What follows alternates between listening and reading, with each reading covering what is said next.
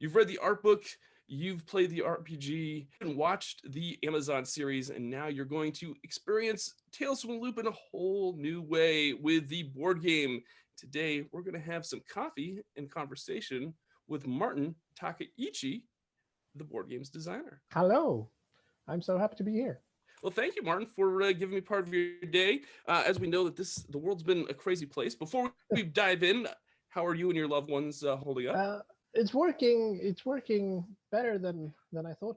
Perhaps we're kind of we have some very close to nature. We can kind of take nature walks, and even though we have to kind of wave distantly to other people, we can at least get out of the house and yeah, I think it's actually working better than expected. Let's talk about this Kickstarter. First of all, congratulations! The board game for Tales from the Loop is on Kickstarter, and it's just doing phenomenally well. Yeah. So congratulations on that. Well, thank you. And I'm also going to tell anyone that's watching that if you're interested in checking out the Kickstarter, I'm going to put the link in the description of this video. And if you're excited about Tales from the Loop, the board game, hit the like button, hit the subscribe, all that stuff that you're supposed to do here on YouTube, and leave me a comment. Let me know what you're really excited about, because there's so many different aspects of this game that I really have enjoyed since it's been previewed. Martin, why don't you just give folks a little bit of little more knowledge on you and your background?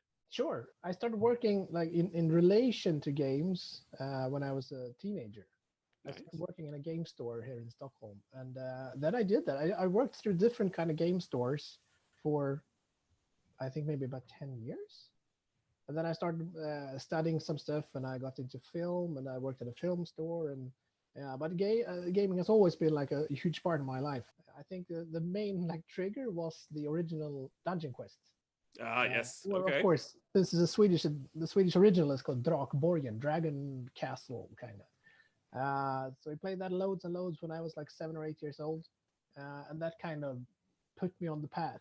And then, Nice. of course, yeah, I got friendly with Niels and Costa from Free League in maybe 7, 8 years ago, I think. Okay. So I started to doing like small little bits and bobs here and there, like helping out with some play testing or giving advice on spaceships or whatever it could be. And then I got roped into doing a little bit more. And then I was contracted to do the space expansion for Mutant Year Zero, or Oh. the space, yeah, Ad Astra, which is still like in the works, but it's not it's going a bit slowly since we're having a lot of different things here. So, and now of course, since I've been playing board games and like thinking about board games and analyze board games so long, they pulled me in full time to work on Taste from the Loop. Let's talk a little bit about this board game. It's hit. I know it's listed a little bit differently for you, but over here it's $188,000 on Kickstarter, which is, considering everything that's going on as well.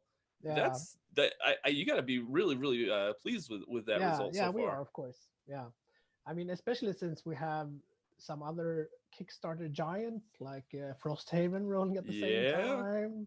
A few of those things, and of course everything else that's going on in the world. So we're really happy that it's like slowly and steadily climbing up, and every day it's like a few more coming to join the fold. So yeah, we're really happy. How long has this board game been in the works for at Free League? Let's see. I think yeah, I started like sketching out the basics last year around this time, I think. I Okay. was actually in Japan at the time, living with my in-laws, like visiting them with kids and everything. So I started Oh my like word. thinking about okay, so how would you make this into board game? And of course, we had these discussions with the other guys at Free League, and we had these first just okay, what kind of game should it be? I mean, sure, the art books is quite specific, but it hints so much about the rest of the world. So that we had all kinds of like weird ideas about like maybe it's like a trading game, a shipping game. You have this huge like grav lifters that roll through the earth, and you look, you just fly through the sky and you trade stuff. Maybe that's what it is. So we had all kinds of discussions, but then we kind of kept going back to that. We wanted to maybe try to emulate a little bit what the RPG is doing, where you play as the kids, you're trying to explore this like strange but also very familiar kind of environment. So Well, that's where we ended up in the end. I think that's really great because if you're a fan of the RPG, then you're going to see some similar elements with this Yeah. board game, and it's going to feel, it's going to feel like a board game version of that RPG, which is Yeah. really, really cool. So the game is for 1 to 5 players. It plays, you see it plays in different scenarios. You have different scenarios you can play out, and they're for 1 to 5 players, which I really dig, because a lot of times I can't get my friends over, or even in right now with this situation, having a game that you can play by yourself is really, really handy. I'm going to assume it's a co-op game. Yes. Where you're working together. Do you want to talk a little bit about what the win condition is? How you win at this Tales from the Loop board game? Yeah, that's actually that comment came up a few times on the Kickstarter comments, and I think Boarding Geek as well. People who hadn't looked, since we have a print and play, you can actually check everything out and do it yourself. But for those that haven't, there's the win condition is actually kind of obscure, because it's like, how do you win? What kind of what is this? But since it's all scenario driven, at least so far, the win condition is built into the scenarios. Often when you start the game, when you start a scenario, you choose a scenario. The one we included in the print and play is called bottom-lock, where you have the different machines are kind of starting acting up and being a bit strange and almost dangerous. So you start investigating that. And at the start, you have no idea how to win. You just know that there's something going on with the machines. We need to check it out. So that's all you know. And then as you play the game, you can discover more.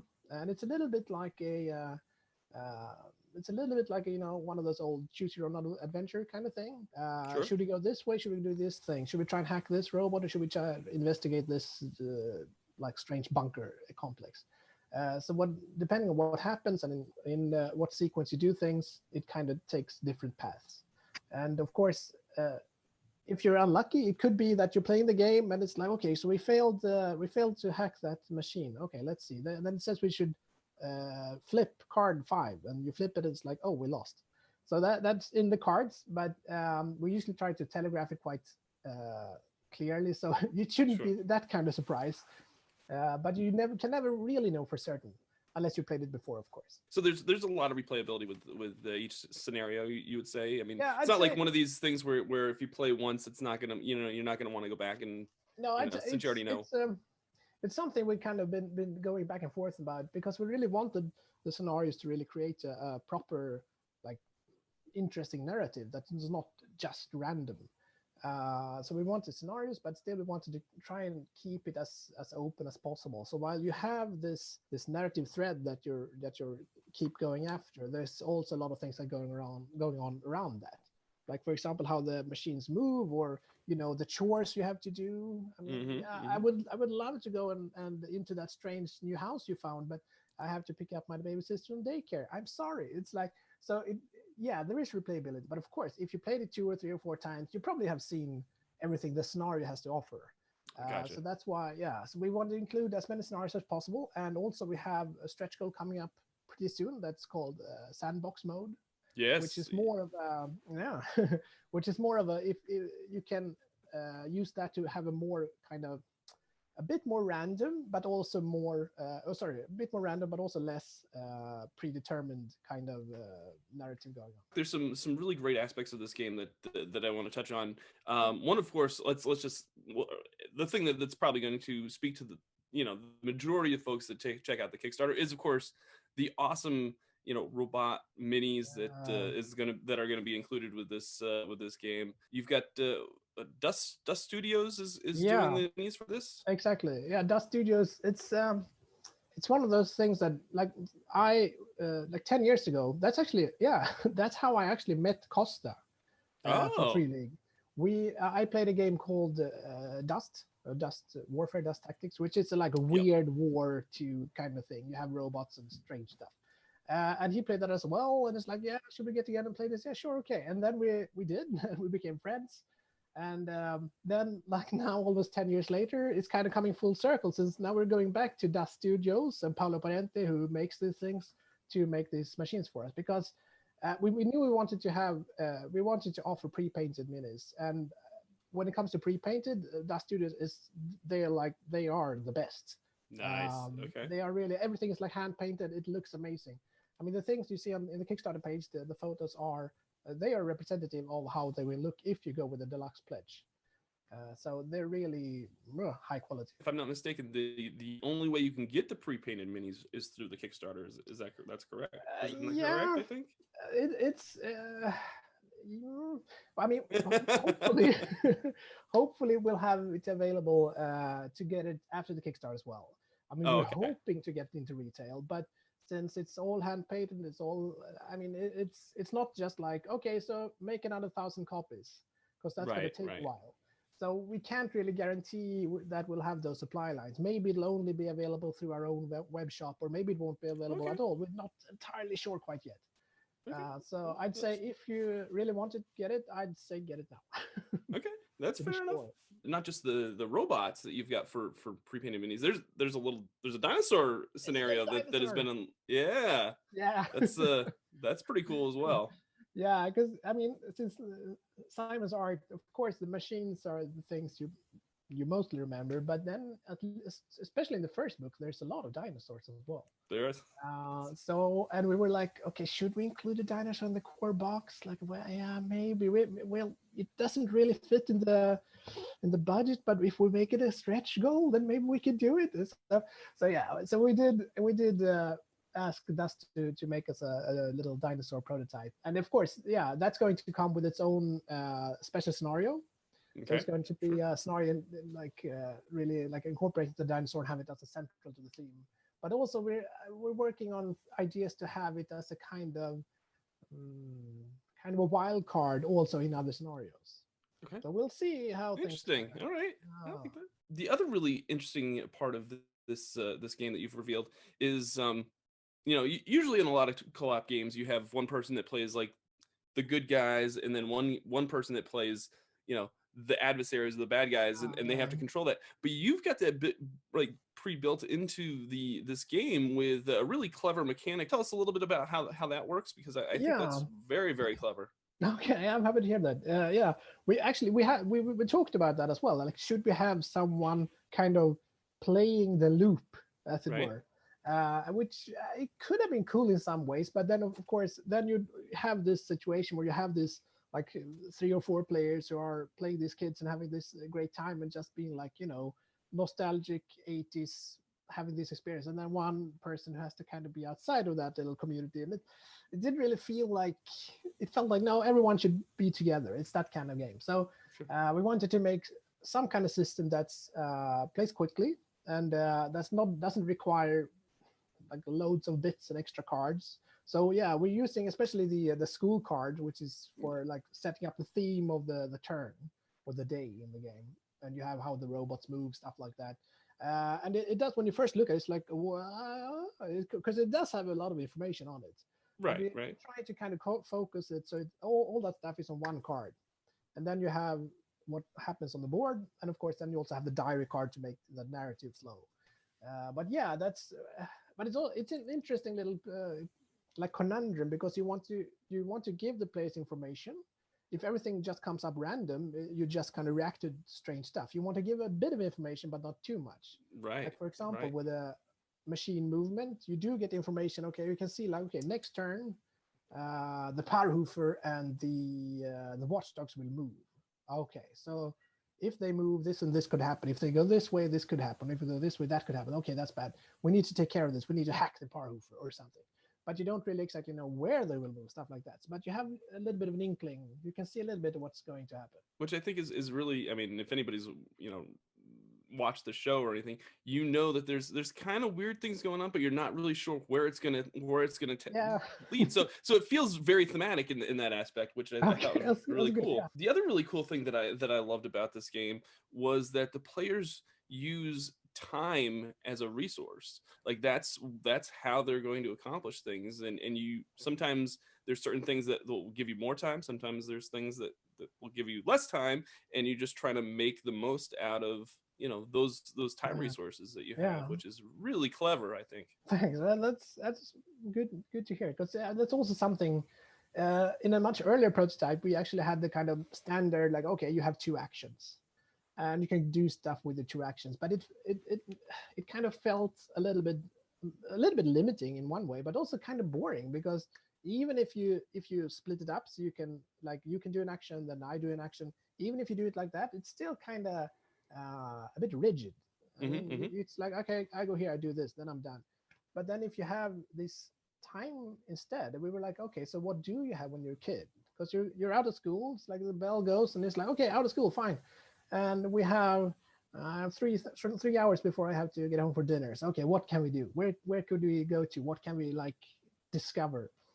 So we want to try and capture that, and also have this integrated turn sequence where you can, like, okay, I spend one time to take the bus up here. Okay, cool. Oh, and then some other players spend some time to go with me, and then we do this, and then with that, and you can just have this like higgledy-piggledy kind of gameplay where everyone's just like, okay, I'm gonna do this, and I'm gonna do this. So Well, everyone was involved.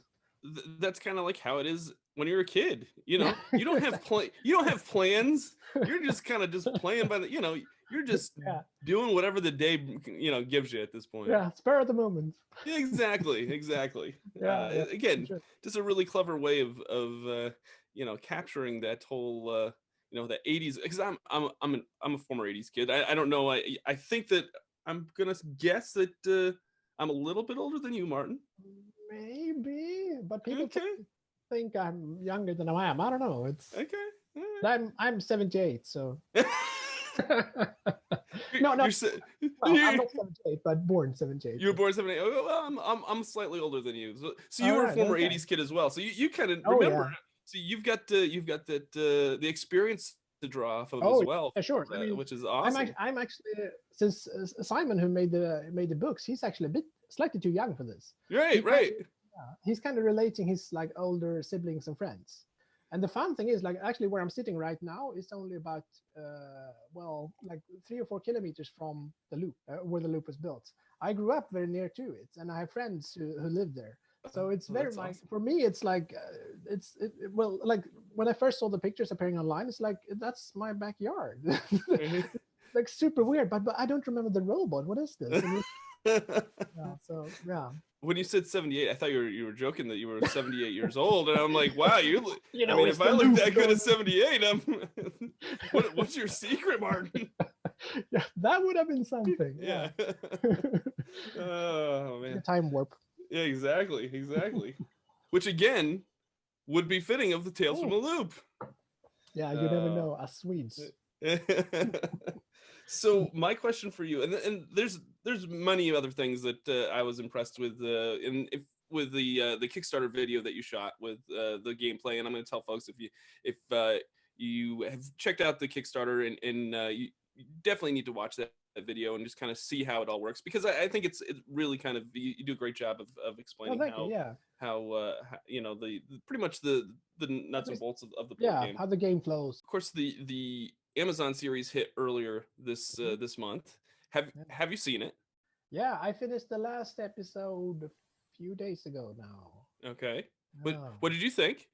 I liked it. I really liked it. I at first, like I saw the first episode, I was like, okay, I like it. I mean, it's beautiful, It is. and like everything looks perfect, and it's a bit like different from how you I pictured it, but it's like I like it. And that's what episode 2 is like. Wow, this is getting dark a little bit, but it kind of fits with the books.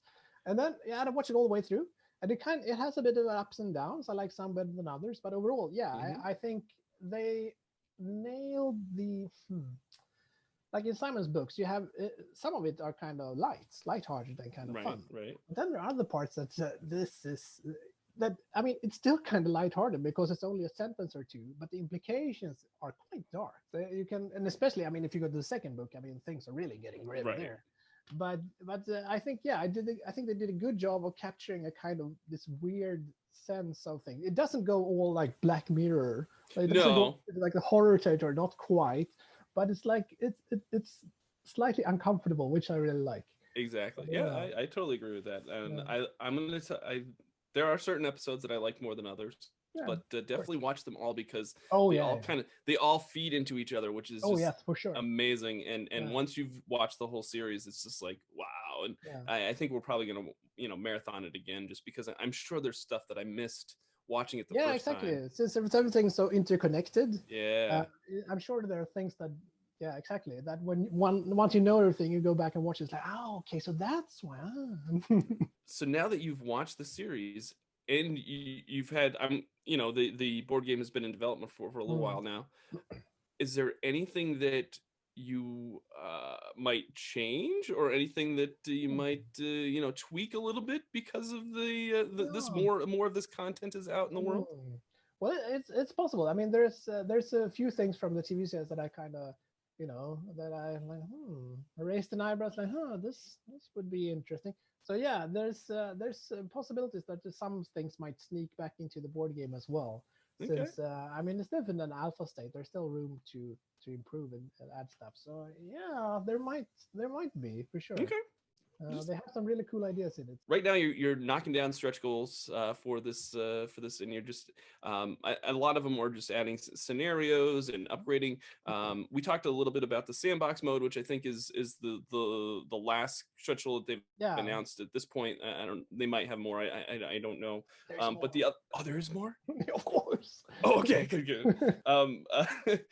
The other thing that I really liked about, and I'm seeing this quite a bit with board games, player board is Mhm. double layered. Yeah, Because a lot of this game is, like I said, you have those time, and cubes. they're like cubes, Yeah, yeah, and you put them on your dashboard or whatever, and yeah, if you have it double layered, they kind of stay in place, which is yeah, really, I really love that more than like I don't know, it's like one of those little things that just makes a big difference when you're playing a yeah. game. It's Um, something. I mean, playing board games is very tactile experience, right? You have all these right. little things that you kind of touch and you do stuff and you flip things and you roll dice. So adding to that, I think, even though I mean practically there's very little difference. Sure, I mean, sure, it's a bit more safer for you won't bump the table and have anything, But still, it's mostly just to slot things in there and be like, there we go, and it just Hmm. feels right, and it's yeah. I love that kind of stuff. It like yeah, it's like they're pimping your game, making them that just edge up a little bit. It's nice. Yeah. I mean, I think that's one of the things that I love about Free League and their RPGs. Like their books are like that. Like they're Mhm. just, not only are they great games, but the books themselves physically are just a really great. Like they feel really well. Yeah. They're good quality. Mhm. The art is amazing in all their books. The page thickness is great. It's little things like that you're just like, okay, yeah, this is what I know what I'm going to expect when I get a free league RPG. Mhm. And you know Yeah. now that we're seeing board games, that's kind of how I think that's the kind of the area that they want to push towards too as well. Yeah. But I don't No, but yes, you're. I mean, you're absolutely right. And it's one thing because when we did Crusader Kings, which I also helped like doing the base core gameplay loop for, and then mainly Thomas kind of built it from there. I mean, we all started together, but yeah. Anyway, and Crusader Kings, it was a fine game. I mean, it works, but there are, especially components wise, there were things that we felt like, okay, we want to do this differently for the next game. So that's also one of the reasons we wanted we would talk to Dust Studios, for example, for the miniatures. We didn't just want to talk to any old minis manufacturer in China. We wanted the absolute best. So, and if we do the same thing for the rest of the components as well. We want to have like really, it should feel like a deluxe game, even if you don't get the deluxe Sure. uh, pledge, basically. So yeah, that's very much what I wanted to go for. Nice. And of course, as you say, the books as well. I mean, it's super important. Just whenever there comes like a print proof from a new book to the office, everyone's like silence up and is like, okay, let's have a look, and everyone's like flipping it through and like smelling and like touching and like, how is this, and like homing on. So yeah, it's super important to have it like it should feel like a solid product. I'm going to tell folks, if you're excited about all things Tales from the Loop, the board game, like I said, go check it out on Kickstarter Please right do. now. Yeah. I know times are tough for a lot of folks. I'll tell folks that if you do just back for $1, you will have access to the pledge manager after the Yes. fact. So Yeah. I know that Free League is very conscious of that, for a lot of folks. So go check that out. You also stay up to date with everything that gets added to the Kickstarter and all the Yeah. developments there as well. Yeah, it's like even if you feel like it's not really possible to pledge, they give a full pledge. Just making one of the small ones, it kind of tells us that there's an interest, and we'll know kind of what prepared for when the pledge banner goes online, so we can have all our ducks lined up. I think that's going to do it for our session. Is there anything else you'd like to add before we take off or before we end? I'm not sure. I don't think so. I think we talked about all kinds of fun stuff. Yeah, we did. Yeah. You know what we're gonna have to do? We're gonna have to have you back on, because I have a feeling course. that this is just the first of many Martin projects that that you're going to be working on for Free League, Free League Publishing. We have a number of ideas. I'm like, just looking at my like projects folder and looking at all the different titles, and like, because whenever I have an idea for like, okay, so you can make a game out of this, you can make something, I just put a little doc together, like the highlights of the idea, and you put it in the folder, so you have it like a little vault of different like seeds, and some of them have started to grow into a seedling or a little tree. So yeah, there will be more stuff for sure. If folks want to know more about Martin, where should they go? Where's the good place to get more Martin content? Well, actually, I'm on Twitter. I'm not really active. I'm more of a follower than a content creator, but I'm on Twitter as Fire Broadside. Okay. It's part of a blog that I used to have, which is also called Fire Broadside, which I started way back when I got like, I won't say back into gaming, but when I got back into gaming, like seriously, when I lived in Japan 10 years ago, I started a blog, which is, I haven't been using it for a couple of years, but if you like, what did Martin do a few years ago? It's like Mutant Year Zero campaign look like? I don't know. Find out. You can do it. Okay, hey. So it's like role-playing games, board games, miniature painting, stuff like that. You can just, Fire Broadside at Blogspot if you're curious. And of course, I'll tell folks that if they want to know more about Free League Publishing, to go check out freeleaguepublishing.com, and like them on Facebook and follow them on Twitter. So if you are interested, go check out the Kickstarter. Let me know in the comments if you back the Kickstarter or what you're really excited about in the Kickstarter. All right, folks. Thank you so much for joining us. And remember, winning shouldn't be the only victory condition when you get to the table. We'll see you next time. Bye now.